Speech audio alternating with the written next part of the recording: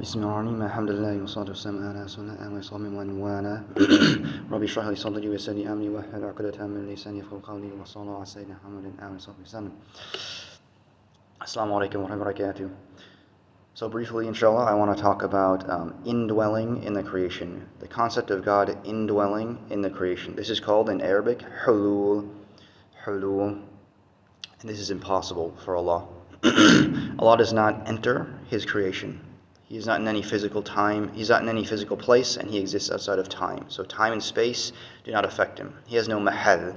A mahal is a locus. So I have a locus, I can be there, I can be here, I can not be there, I can be here or not be here, and so on. This is called a mahal, a locus.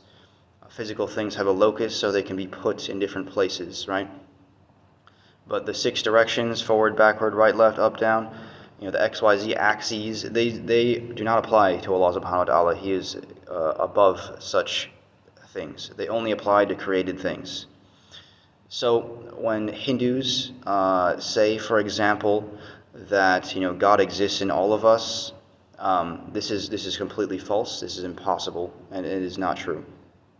When Christians believe that God begot a son, that Jesus was God, or a manifestation of God in the way that they speak about, or that God exists in a Trinity and these types of things, all of these are impossible. They're not true, they are lies. Do not believe them.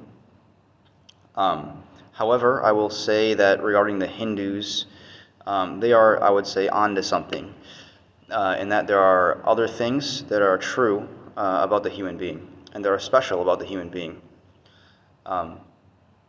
So the first is that God sanctified the Kaaba 1 time and the Muslim 3 times, and their blood, their honor, and their property.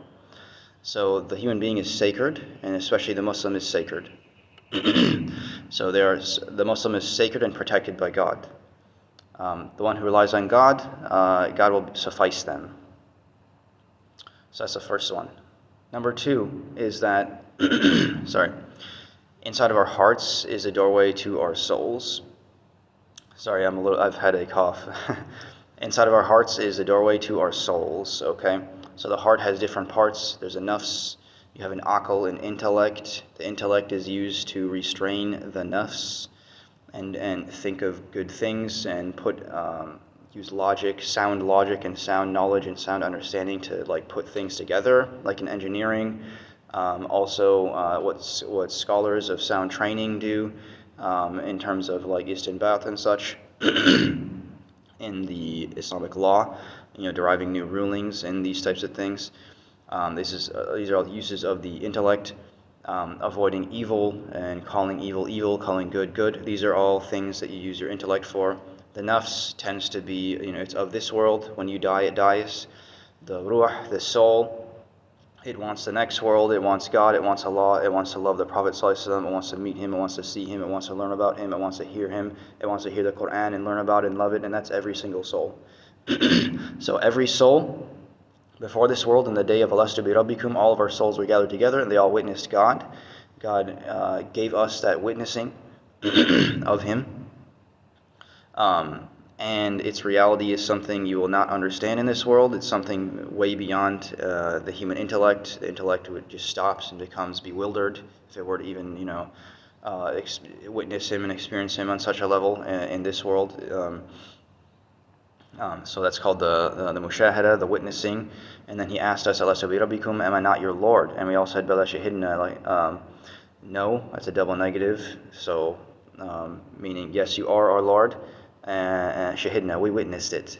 So not only did we witness that he is our Lord, we also testified, sort of against ourselves that he is our Lord. So in the day of judgment, nobody can say that they didn't know or something of that sort. The soul knows that he is our Lord. Okay, so the heart is the doorway to the soul. Every soul, from the atheist to the Christian to the Hindu to the Jew to the, from Hitler to the Theodore Herzl to Netanyahu to Ramaswamy, or I think is his name, to Donald Trump, to your neighbor, your mother, your father, your son, your daughter, your sister, your brother. Every single person inside of their heart, their soul knows this truth. When they hear the word Allah, Allah, Allah, it loves it. It wants it. When it hears the Prophet Muhammad's name, ﷺ, they love him. They all saw him there as well. He was the first to testify Bala Shahidna. He was the first one to say it on that day. All of the prophets, they love him. They know who he really is. They know he was the last and final prophet, and all of them testified that if this final ultimate prophet comes, you will submit to him, meaning his law will abrogate your law. His teaching is the ultimate teaching. So the Prophet Muhammad ﷺ, it's a huge blessing to be alive and given the opportunity to be a part of his nation. So if you're a Muslim, you have a huge blessing. May Allah bless us with holding on to it for eternity. And if you're not a Muslim, the greatest thing you can do is what you were created to do, and that's to submit to the Prophet Muhammad ﷺ and to the Lord, Allah subhanahu wa ta'ala, and submit to the teachings of the Prophet Muhammad ﷺ and testify, Ashhadu an la ilaha illallah, Ashhadu anna Muhammad Rasulullah, that there is no deity worthy of worship except Allah, that Muhammad is his messenger, meaning he was sent by Allah. His teachings are true. They're here to teach you about Allah and teach you about the next world, and following him will lead you to the best life in the next world, which is what really matters anyways. So this world, nothing matters. Nothing really matters in the end except what leads you to the garden, what is pleasing to the Lord, accepting the good, acknowledging it, acknowledging the truth, and rejecting evil and falsehood. And for all of mankind, this is what's beneficial. Nobody wins by rejecting Islam. Nobody wins by preaching against Islam. Everybody wins the more people come to Islam, and the more people accept it and live it and spread its truth. Okay? Because in the end, there's a garden and there's a fire. Nobody wants to go to the fire. Everybody wants to go to the garden, and Islam is the way you go. Okay, a third one I want to mention is the khawatir, the different types of thoughts that come into the human being. Some of them come from your mind. Yes, your brain is real, but also you have a spiritual heart as well. And the spiritual heart, like I said, you have an intellect, you have the soul, you have the nafs. The nafs tends to want worldly things in certain states. It goes into different states, They can be low, they can be high. In the lower states, it may, in its worst state, even command you to do evil things, like an agent of Satan, just dark things, evil things. You never want to listen to that. Another is that some thoughts will come into you through the satanic jinn. They'll come and just put darkness in you. They never make sense. They're usually really fast. They have no patience, right? Because God gives you patience. Allah is as-sabur. You want to be with him. You want to be with his time, on his time. He sends good things all the time, tons of good. There's always more good than evil coming into the world. There's so much good. If you could see it, you'd probably cry, if you could see it coming down in any moment. But in the end, you want to be listening to the good and to the light. So Allah also gives you thoughts and his angels as well. So those are the good thoughts. So there's thoughts coming from the nafs, there's thoughts coming from Satan and his agents, and there's thoughts coming from the angels, and there's thoughts coming from Allah subhanahu wa ta'ala. Those are called ilham, or divine inspiration, and through his light. So you want to follow the light, you want to follow the guidance. Allah is an-nur, Allah is al-hadi. An-nur, he is the light of the heavens and the earth. He is al-hadi, he is the true guide. As we say, anta al-hadi, anta al-haq. You are the true guide, you are the one and true reality. There's no true guide except Allah subhanahu wa ta'ala. The real guidance, the true guidance, it leads you to Allah, it leads you to the Prophet Muhammad ﷺ, it leads you to Islam. The Prophet Muhammad ﷺ is the greatest manifestation of guidance for mankind. He is a manifestation of Allah's guidance, among many other things, as well as his mercy. So if you want mercy and guidance, you go through the Prophet Muhammad ﷺ, through his teachings, through his education, by believing in him, and accepting his teachings and following him, and doing the best you can to live what he taught. So when they say, when the Hindus say God is in every human being and such, this is completely false. It is completely false. It's hulul, and it's impossible. It's impossible. So there's the necessary, the possible, and the impossible. The necessary is that God must necessarily exist. He must necessarily have no partners. He must necessarily have no equal or opposite, right? This is all basic Islamic theology. If you read any book on Ash'ari Aqidah or Hanbali Aqidah or Maturidi Aqidah, any book on Islamic theology, they will generally teach you these things, especially the Ash'aris and Maturidis, who also use a little bit of logic, which is helpful to people who are not yet Muslim, and also for people who deal with beliefs of non-Muslims, because the logic, the mantiq, is something that trains the aql, the intellect, and how to deal with these types of beliefs and things that you run into. So it's something everybody can agree upon is logic. Everybody agrees upon logic. And also epistemology is useful, the sources of knowledge. You can Google Islamic epistemology and find simple readings on them. You can read them in 15 minutes, and they're really beneficial. So logic and epistemology and such. You agree upon these things, everybody can. The atheists can agree on these things if they're of sound mind. And they'll all lead you to the truth, which is Islam. Sound logic will always lead you to the truth, Any unsound belief, it's always illogical, it's always irrational, there's always problems with it. The only religion that doesn't have problems with it is Islam, because it's the truth. Everything else, it's not based on revelation, it's not based on sound revelation. They may have elements of revelation in them, like Christianity and Judaism, but they're far divorced from the true revelation, and there's so much human tampering that they've kind of destroyed the end product, you could say, with falsehoods. So it's a mixed bag. Islam gives you the whole truth, and there's nothing mixed, nothing evil mixed in there or false mixed in there. It's all truth, it's all good. It's all sound, and it's all preserved. So no other religion has that. And sound logic will tell you this, because there's so many contradictions between the world religions that, the idea that all religions are true, this is impossible. God is one or he's not. You can't say he's 3 in 1 or 1 in 3 or any of these things. This is ridiculous. It's a ridiculous belief to have. It's more so based on a rejection of like the intensity of the old Catholic Church and European feudalism in their oppression of their people and their lack of freedom of religion than it is based on sound intellect and reasoning, which is more important. So yeah, Europe was really terrible in the past. They still have a lot of problems now in the way they think and in their ridiculous philosophies of today. But that doesn't mean you bring up another falsehood in trying to address a falsehood. No, you use truth and light to get rid of the darkness.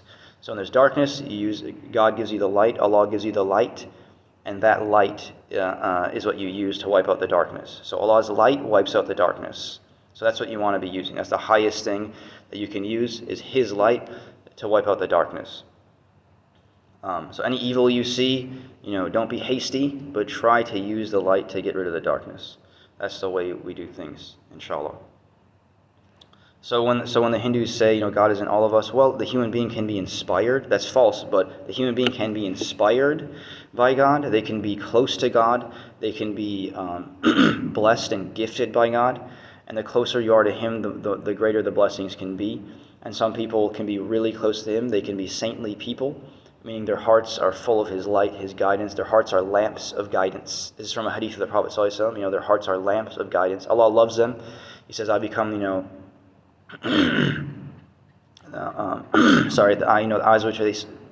eyes with which they see, the ears with which they hear, the tongue with which they speak, the foot with which they walk, the hand with which they, fight. For those who are really sincere and involved in, military actions and such, or defending themselves and so on, or fighting criminals, these types of things. Or doing other good things with their hands that are not harmful or evil. So what this means is that they're really close to God. Everything they do, there's no more of their nafs in them. It's all soul, it's all heart, it's all light. That's what that means. It doesn't mean they become God. It means they become very close to God. They become a perfected servant, or very nearly so. Right, and the Prophet Muhammad ﷺ is ultimately, and then the other prophets, they are the perfected servants of God. They show us how to perfect our servanthood to God. That's what that means. So the less and less of you in there, and the more of him in there, meaning in your heart, the more Rabbani, the more lordly you become, meaning the more of His servant you become, the more you recognize that everything is created by Him, everything good is given to you by Him. You'll receive nothing good without His permission, and no harm will ever touch you except without His permission. Okay, and this type of knowledge is what Saladin had, and his army had, and the other very spiritual and knowledgeable people who fought with him and supported him, and that they conquered Jerusalem with. and many other, like Nuruddin Zengi and many other mujahideen, sincere, people who fought in the path of God in the past and were chivalrous. They didn't harm innocent people. And in the end, their conquests were ultimately led to a much greater good for all of society, even for the non-Muslims, who oftentimes fought with them and supported them because they knew that these people were righteous and that they would treat them well, and that them being rulers would be good for all of their constituents, because they're the best people. They're people of Allah.